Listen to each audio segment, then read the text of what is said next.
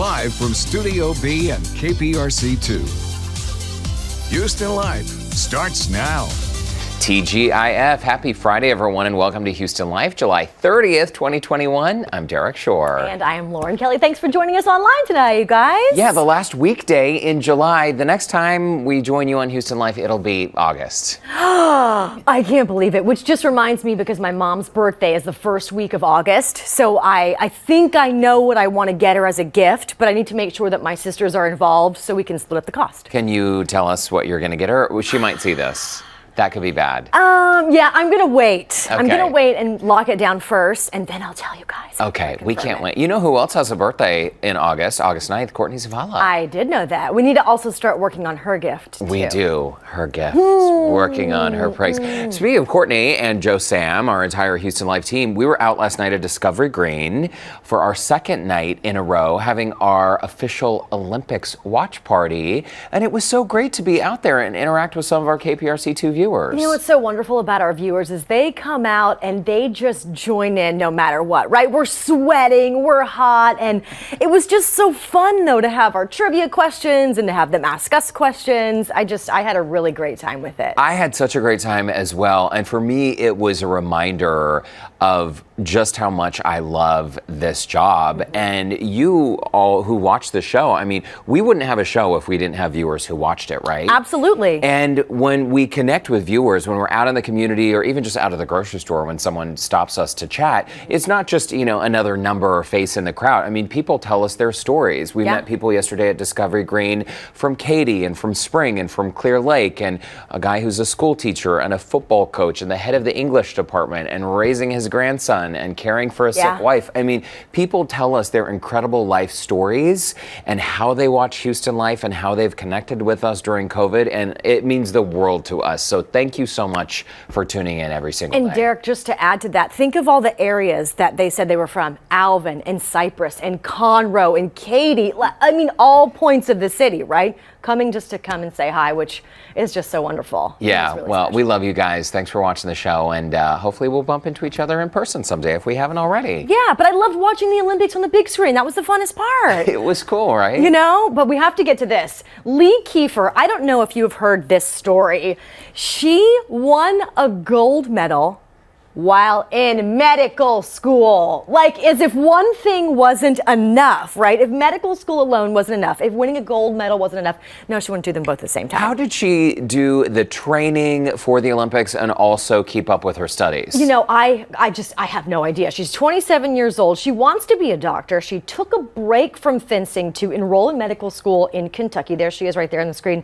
Eventually, her passion for the sport brought her back. She's also Filipina Americana and and the first Asian American woman to win a fencing gold medal, which is just so cool. She was really shocked by it. After they spoke to her and they asked her how it felt, she was just like, I can't believe it. You guys have to read the rest of the story. It's at NBC News. It's just so amazing. I was just seeing here too, her husband is also a 3-time Olympic fencer. He won a bronze medal back in Rio. I mean, couple goals, right?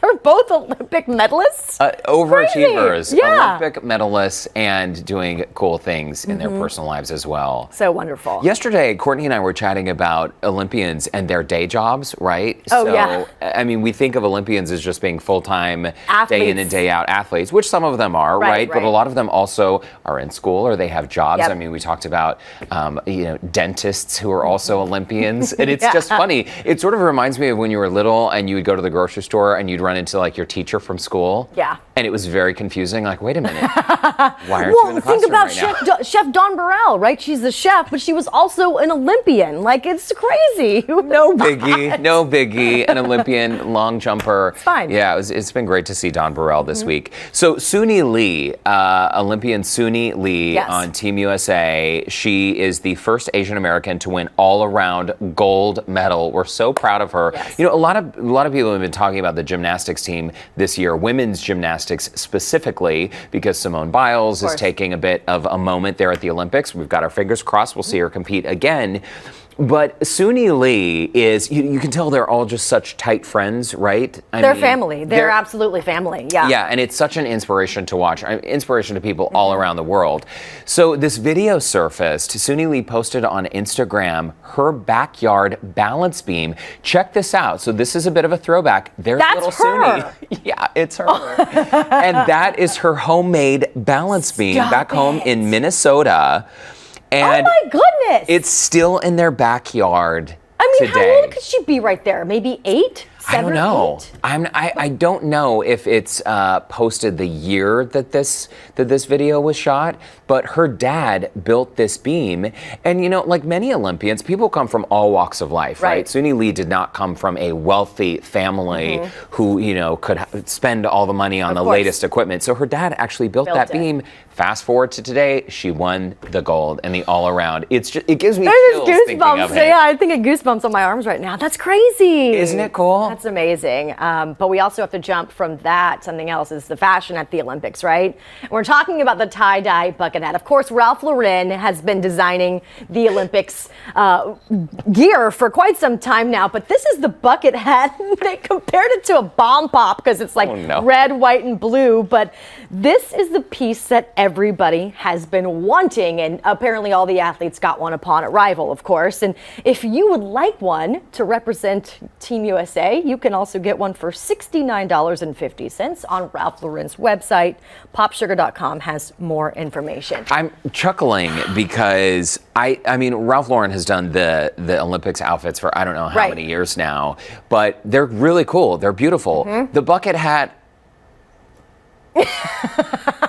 It sort of reminds me of like Gilligan's Island, right? Yeah. And that was a fantastic TV show. I think at some point I had a little khaki bucket hat. Yeah. And it just is. They resurfaced in the 90s, and I think that's where they should resign. I don't like the bucket hat. Did you ever have one? No, because I had curly frizzy hair and it looked funny on me. I didn't like wearing it. I'm not sure it looks great on anyone, but it is actually a smart choice to cover your ears and to protect your neck area from sun damage and from skin cancer. That is a plus. But $70? No. I will make you one, Derek. I will tie-dye and make you one for a lot less. Couldn't we just get a simple white bucket hat for a few bucks and then do exactly what you just said? For sure, but we don't have Ralph Lauren's name tag on the inside, and that's... Well, I can just write it with a Sharpie.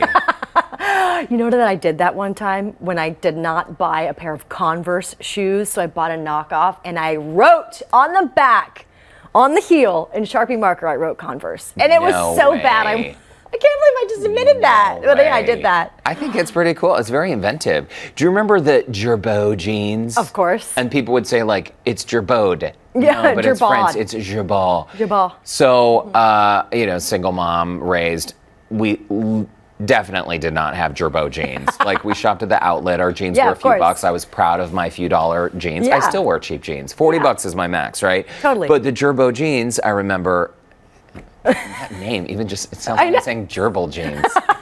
So my friends and I at school, we would cut out these little pieces of paper and try to duplicate. We would write Gerbeau. The logo. And then we would like staple it on. Right there? Right there. If you're not familiar, Gerbeau jeans had a little white tag right on the fly. Yeah. Poor placement, I know. Yeah, that's a fashion trend. I don't know if we'll see coming back. No, the bucket hat. Yeah, that just screams. That whole thing just screams 90s to me. Okay, so something also happened at the Olympics. This was during the preliminary round, women's field hockey. Okay. So in the final moments of the match, the Olympic logo swirls around, and suddenly attention was diverted. It was a close-up of a cockroach. Of a cockroach. Why? This was the match between Argentina and Spain. It immediately blew up on social media. The Argentinian women's team ended up winning, in case you are curious. And there's video. If you search this on Twitter, there's video of this circulating. The clip isn't very long. It's only a few seconds. Yeah. I think they probably captured the roach. It was actually running along. Oh, I have just such a terrible fear of that. I don't want to see it. I don't want to see it. We found a roach again in our house. And we had the exterminator company come out, and they said, in new houses, sometimes you disrupt the land. Right. And so the bugs are looking for a place to go, so they crawl up into your house. Yeah. But I don't know. Brandon was in the pantry and went to get something and outran. Oh, it was alive. It wasn't like the exterminator came, and they will say that you find a bunch of dead ones after they exterminate. Oh, it was alive. Oh, your neighbors would have heard me in Dallas. In Dallas, screaming. Have you ever found a roach at home? Oh, have I found a roach at home? I found one in every crevice of my home. Oh, no. Oh, it's terrible. I have a very, very terrible fear. It's What's the fear? Like you just don't want to be... It just gives me like hives. I can't. Something in my adult life has made it even worse. I cannot handle the roach. I cannot handle it. Maybe it's the element of surprise that gets you? No, they're just so icky, and I unload an entire can of Raid, and it just doesn't seem to do the trick.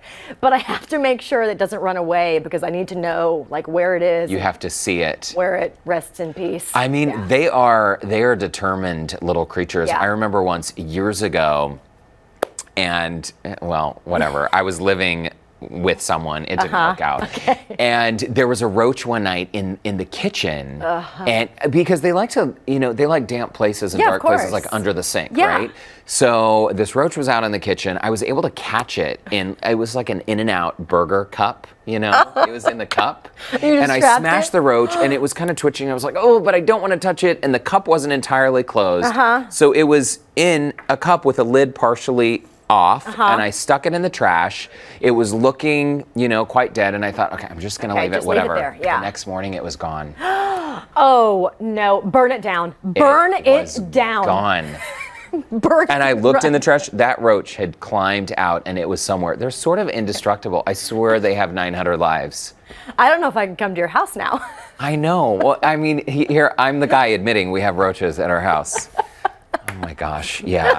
But Brandon's a good sport about it. He's a good sport about it. Yeah, I'll just cover him and let Gabriel pick it up. I can't handle it. Okay, so we're gonna have a little fun today. Okay. We are gonna get to a game in just a moment. Our producer Kat has been working so hard to come up with these games. Before we get to that though, we do want to remind you that tonight again, at Discovery Green, you can catch part of our KPRC2 family. Yes. The morning team, part of our morning team will be there. Justin Stapleton, Lisa Hernandez, Owen Conflenti.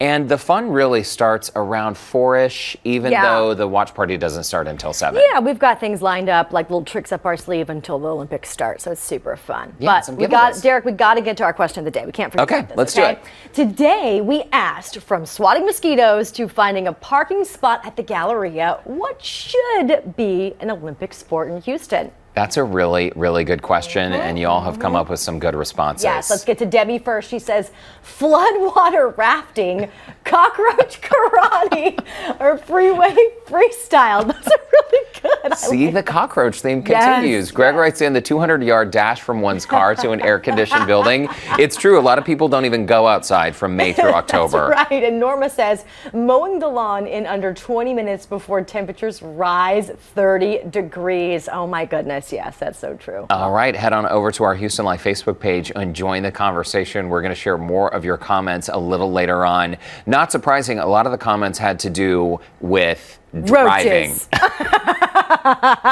Driving, roaches, weather, all the things you become an expert on if you're a Houstonian. For sure. All right, what do you say we get to our game of the day, Lauren Kelly? Let's play it. I'm ready. Right, as we mentioned, our producer Kat, she is back once again to explain how today's game will work. Catherine Sorto. How are y'all doing today? Fabulous. That is so great, and she always has a smile on her face. You're really fun to work with. Thanks, Derek. Have we ever told you that? No, you haven't. No, you haven't.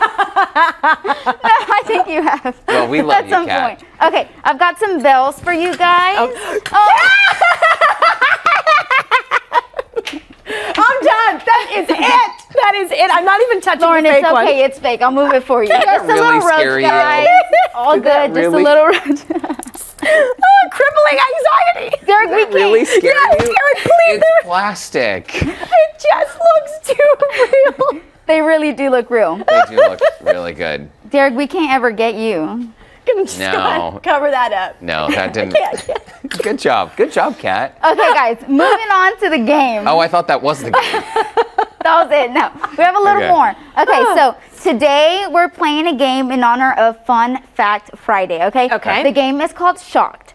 I will read a statement, and you guys will ring in. Okay. Whoever rings in first has to answer if it is fact or fiction. Okay. Okay, if you get the answer right, you get a point. If you get the answer wrong, your opponent gets the point. Oh. Okay. We have to let her Simple. finish the question or finish the statement first. Exactly. Okay. You Okay. cannot ring in during, while I'm reading or, Okay. But you're it's called penalized. shocked because we might be shocked to know what is real and perhaps what is not real. Exactly. Some shocking fun facts. Okay. Shocking Okay. fun facts? All right. Shocking fun fact number 1. Fact or fiction? Your tonsils can grow back if there was tissue left behind during the removal process. Lauren, Fiction. that is fact. It is true. I get a point.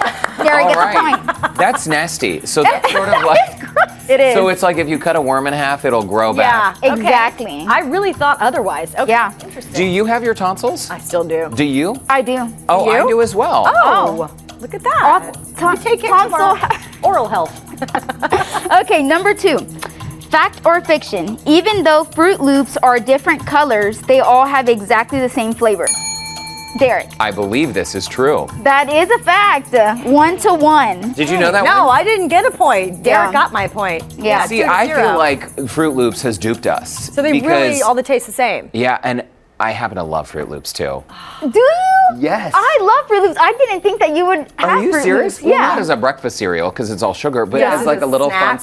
snack in a Yeah. Ziploc. Oh, yeah. I also love Cinnamon Toast Crunch. Ooh, Oh. that's a treat. Any Captain Crunch lovers? 'Cause Oh, you yes. love- Okay. Oh, yes. It does hurt the roof It of your hurts my mouth. I know. Yeah. Okay, number 3. Fact or fiction? A woman who lost her wedding ring found it 16 years later on an eggplant in her garden. What? Derek, That's just so bizarrely specific that I'm gonna guess it's true. it's fiction only because it was found on a carrot, not an eggplant. But that was true. A carrot is a much more logical place to put your wedding ring. It's almost like I a really agree. long finger. It was, yeah, 16 years later, she found it in 2012. She was in Sweden. She was Holy. cooking Christmas dinner. Okay. It was lost. Okay. Wow. 2 Lauren, 1 Derek. Okay. Next question. No, reverse. 2 Derek. oh, 2 Derek, 1 more. You're I like right. the way Kat's thinking though. Okay, okay, okay. Scorekeeper, are I'm you? just rooting for Lauren here. Did I mention I really dislike working with you, Kat? You said the opposite earlier, Derek. Moving on. Fact or fiction? Children of identical twins are genetically siblings, not cousins. Say that again. Children of identical twins are genetically siblings, not cousins.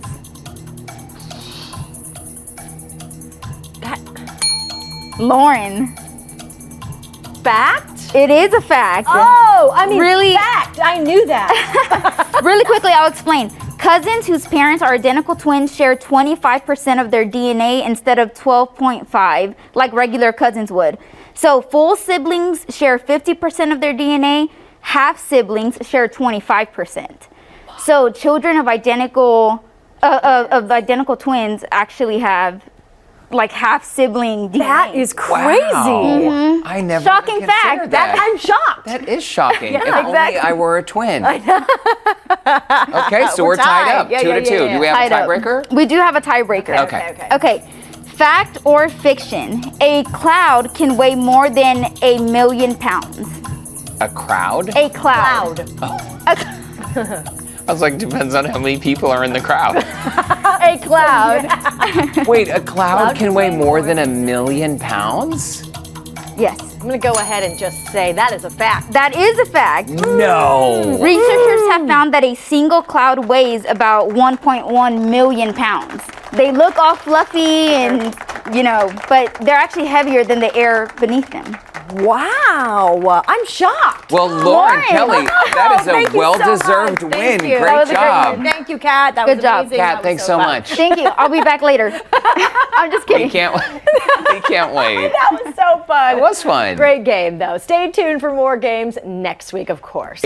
I'm always curious to see what Kat's going to cook up there. It has been so great. She has shocked us all, literally shocked us all this entire week. Shocked. Get it? Shocked. Get it. Shocked. The game of shocked. Well, Courtney and Joe will be here at the desk on Monday for our next virtual host chat. Sounds great. Plus, you can continue to follow our live coverage of the 2020 Olympics from Tokyo with Keith Garvin, Christine Noel, and Roseanne Aragon, along with the rest of our Texas to Tokyo team right here on KPRC2. And if you haven't already, follow them on Instagram and Facebook, where you can find exclusive content like these images of Christine Noel and Keith Garvin with Team USA ball players. Christine is there with Team USA ball players Shane Baz, Scott Casimir, and Simeon Woods Richardson, who are all Houston area players. That's so cool. There's always a Houston connection. Absolutely. And Keith is right there with Cypress Spring High School grad and three-time Olympic medalist Kat Osterman from Team USA Softball, who mentioned to Keith that she is officially retiring. So lots of fun there happening in Tokyo. Okay, very, very nice. Thanks again for joining us online today. And a reminder, you can catch our KPRC2 morning crew today, this afternoon and evening for the Olympics watch party downtown at Discovery Green. You guys have a great weekend, and we'll see you next week. Bye-bye.